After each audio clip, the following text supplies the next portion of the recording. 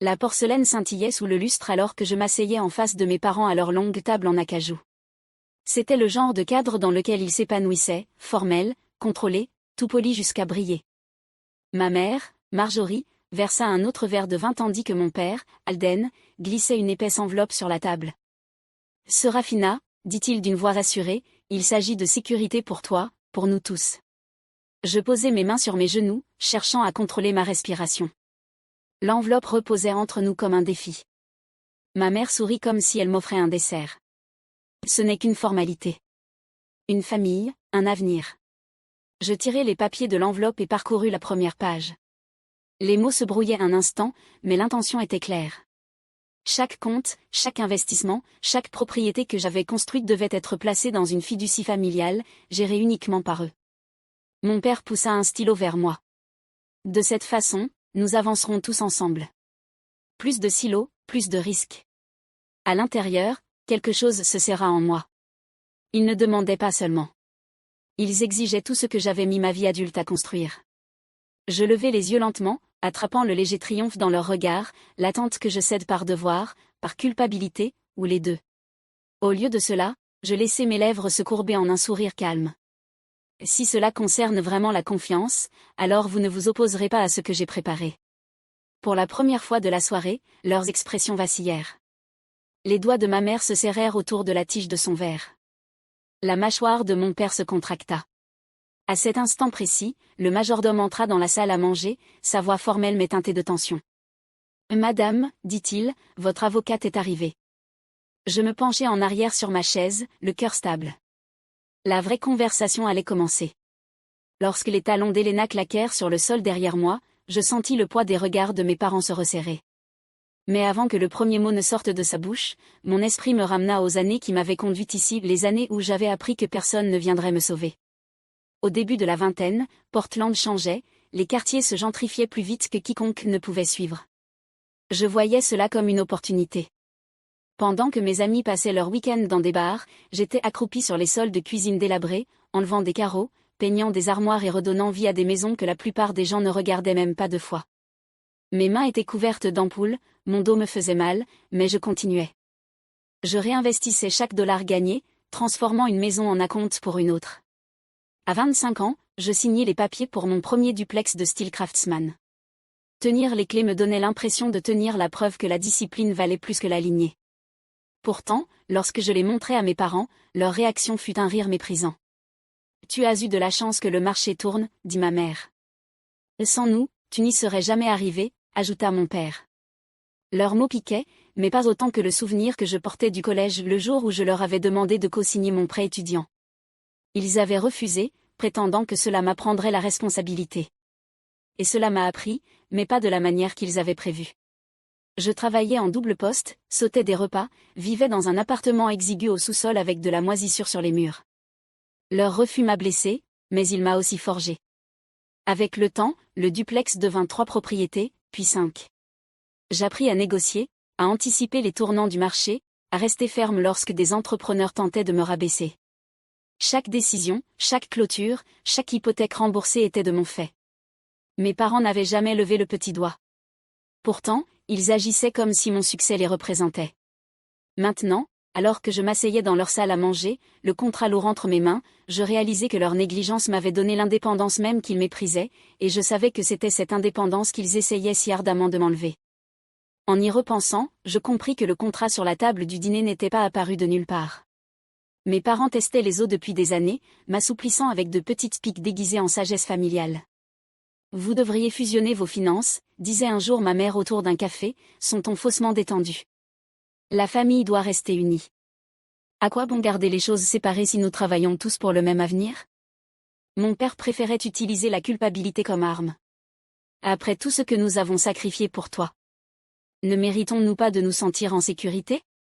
L'argent doit circuler au sein de la famille, pas rester inactif sur tes comptes. À l'époque, je mis leurs remarques de côté. Je me disais que ce n'était que leur manière de s'accrocher, d'essayer de rester pertinent dans un monde qui avançait rapidement sans eux. Pourtant, leurs paroles laissaient toujours une brûlure, comme une légère brûlure que je ne pouvais apaiser.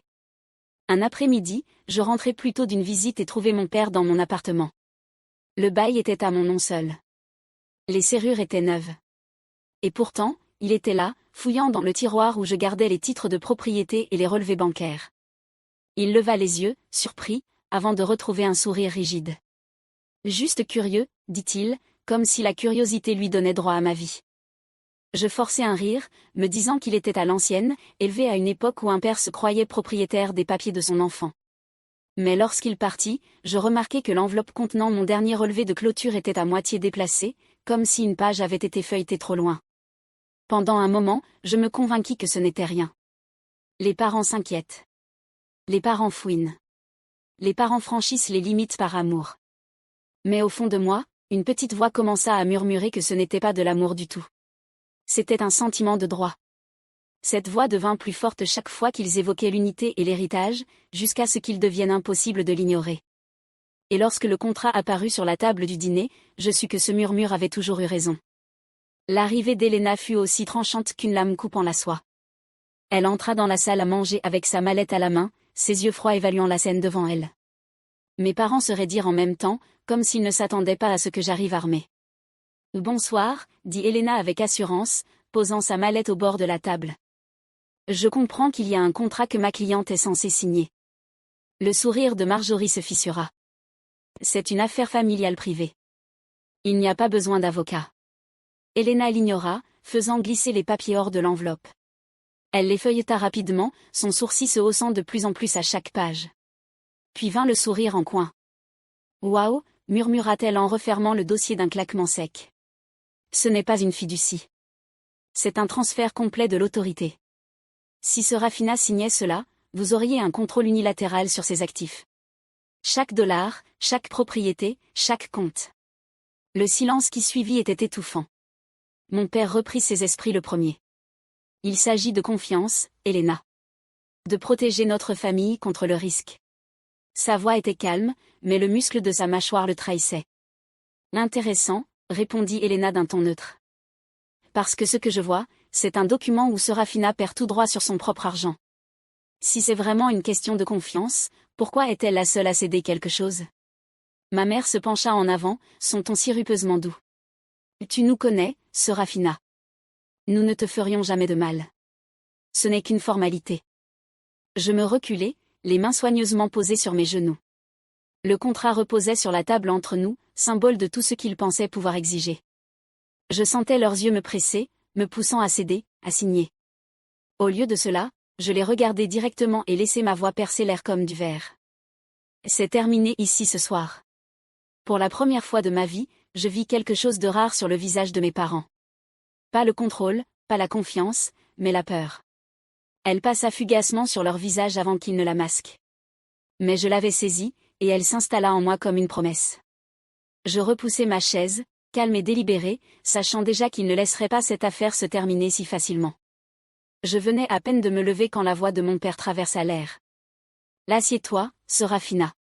Tu ne réfléchis pas clairement. » La main de ma mère frôla le verre de vin intact devant moi. « Il y a quelque chose que tu dois entendre d'abord, » dit-elle, son ton plus doux que tout ce que j'avais entendu de la soirée. Quelque chose qui change tout. Contre mon meilleur jugement, je repris place. Elena se tenait derrière moi, les bras croisés, sa présence un ancrage stable. Mon père joignit ses doigts en prière et me fixa d'un regard mesuré. Le domaine Vance dans le Rhode Island, commença-t-il, est bloqué dans une succession depuis des années, mais le processus touche à sa fin. Nous sommes prêts à reprendre le contrôle total de la propriété et de ses actifs. Cela vaut plus que tu ne peux imaginer. Marjorie se pencha, son sourire tranchant mais enveloppé de chaleur. Et bien sûr, tu es notre fille. Tu en bénéficieras autant que nous.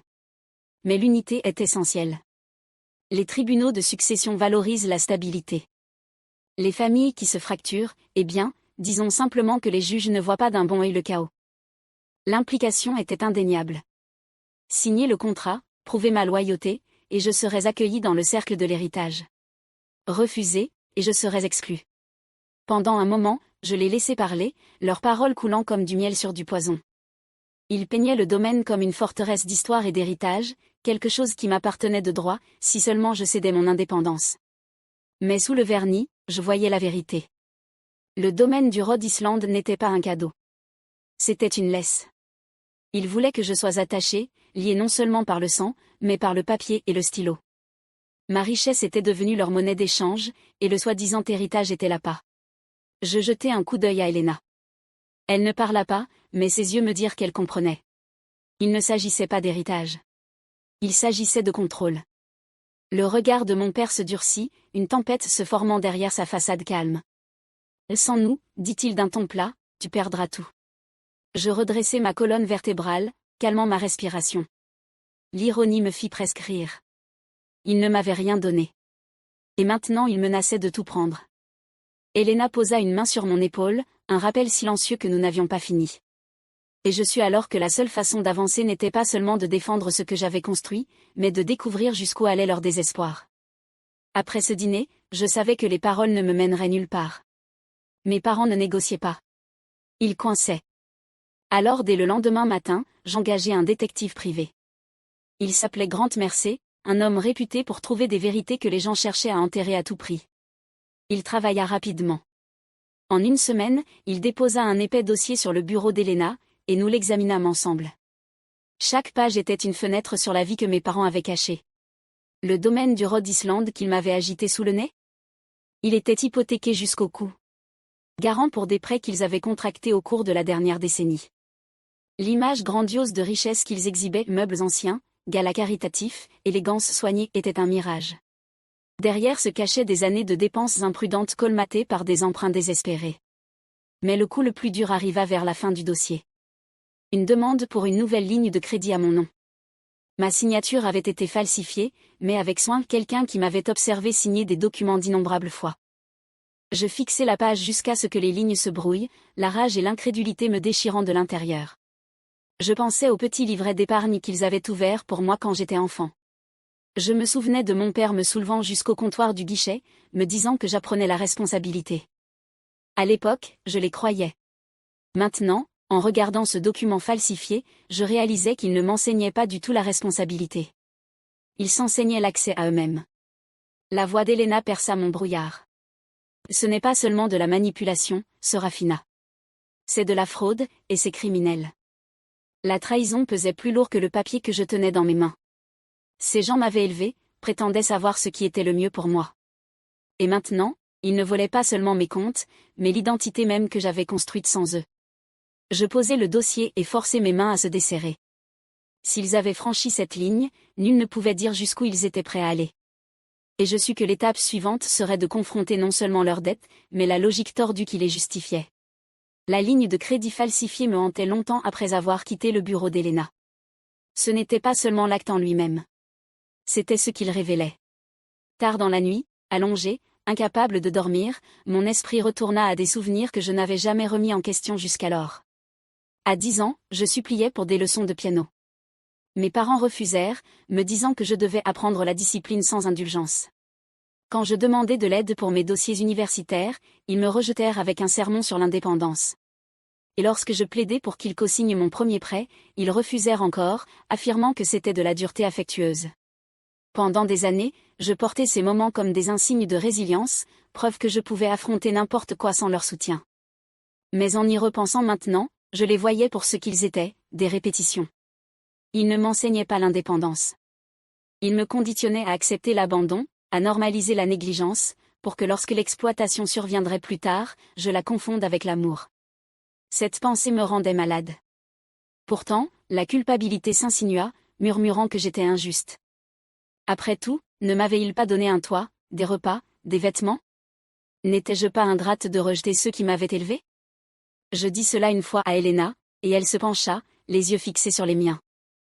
Te protéger n'est pas une trahison, se raffina. La trahison t'est déjà arrivée. Ne confonds pas survie et égoïsme. Ces mots s'installèrent en moi comme de la pierre, solide et indéniable. Le poids des années s'allégea, remplacé par quelque chose de plus dur, de plus tranchant. Je n'étais plus l'enfant qu'ils avaient essayé de modeler. Je n'étais plus quelqu'un qui céderait par culpabilité ou plierait sous l'obligation.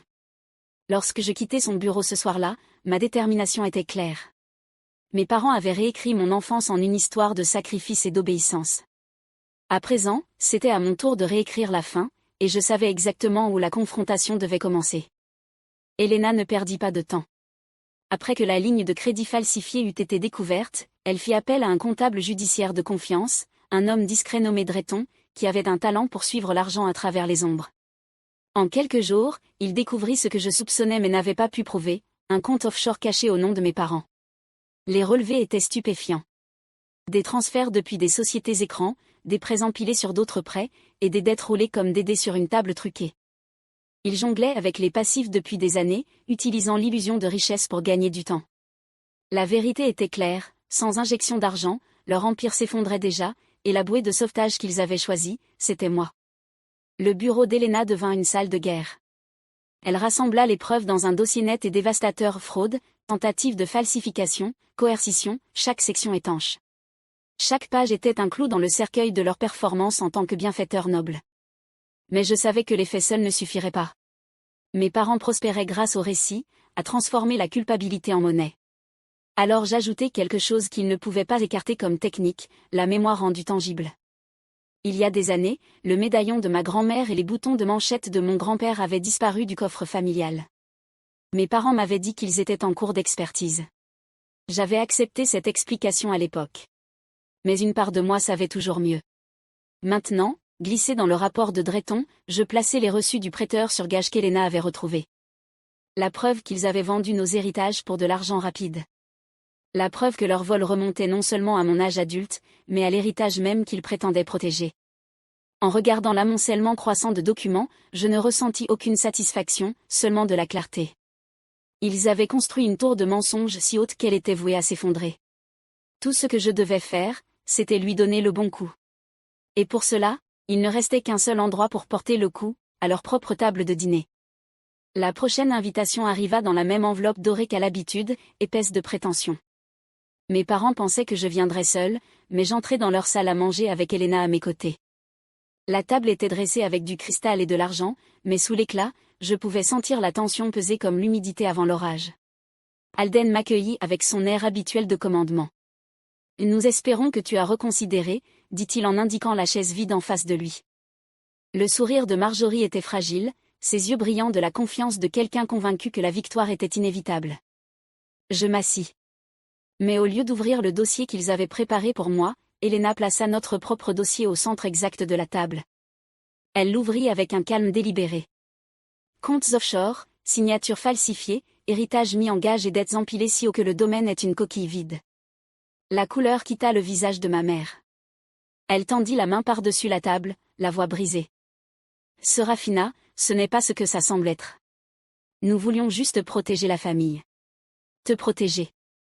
La maîtrise de mon père se fissura dans une autre direction. Son poing frappa l'accoudoir, faisant trembler les couverts. C'est une trahison. Après tout ce que nous avons fait, tu oses prendre le parti des étrangers contre nous. Je fis face à sa colère avec des yeux calmes. La famille ne signifie pas propriété. Vous m'avez confondu avec votre fonds de secours. Je ne serai pas la solution aux dettes que vous avez créées. Les supplications de Marjorie se transformèrent en sanglots tandis que le regard d'Alden traversait la pièce comme une lame. Mais aucun des deux n'eut le temps de se reprendre. Le son des sirènes se fit entendre à travers les grandes fenêtres, grandissant jusqu'à ce que des lumières rouges et bleues clignotent contre le verre. Elena referma le dossier et s'adossa alors que des pas résonnaient dans le hall. Le coup frappé à la porte était net, définitif. Je regardais les officiers entrer, le visage de mes parents s'effondrant sous le poids de leur exposition. Et à ce moment-là, je compris qu'il n'y avait plus de retour en arrière possible. Les semaines qui suivirent passèrent rapidement. La nouvelle de l'enquête se répandit, entraînant avec elle l'effondrement de l'illusion que mes parents avaient construite. Le domaine du Rhode Island, autrefois leur plus grande fierté, fut saisi. Les créanciers se pressèrent à chaque porte, arrachant ce qu'il restait de leur grandeur empruntée. J'observais de loin, non pas avec joie, mais avec une clarté que je n'avais jamais ressentie auparavant. Leur chute n'était pas à pleurer pour moi. Elle leur appartenait. Pendant ce temps, je renforçais la protection autour de ma propre vie.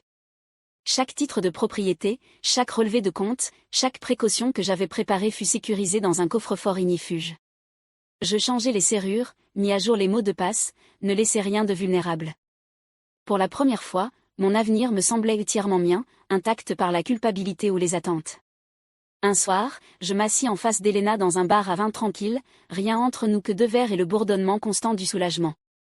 Elle leva le sien avec un petit sourire. À la liberté, durement gagnée, dit-elle. Je frappai mon verre contre le sien, le son était net, décisif. À la liberté, répétai-je, laissant les mots s'installer profondément dans ma poitrine. Les liens du sang m'avaient autrefois défini un fil que je pensais obligé de suivre, peu importe où il menait. Mais maintenant je savais mieux. L'amour pouvait exister sans contrôle, et la famille pouvait être choisie, non imposée. Alors que je rentrais chez moi cette nuit-là, l'air me semblait plus léger, les rues de la ville vivantes de possibilités. La liberté, compris-je, était mon héritage le plus véritable, et j'avais l'intention de le protéger de toutes mes forces.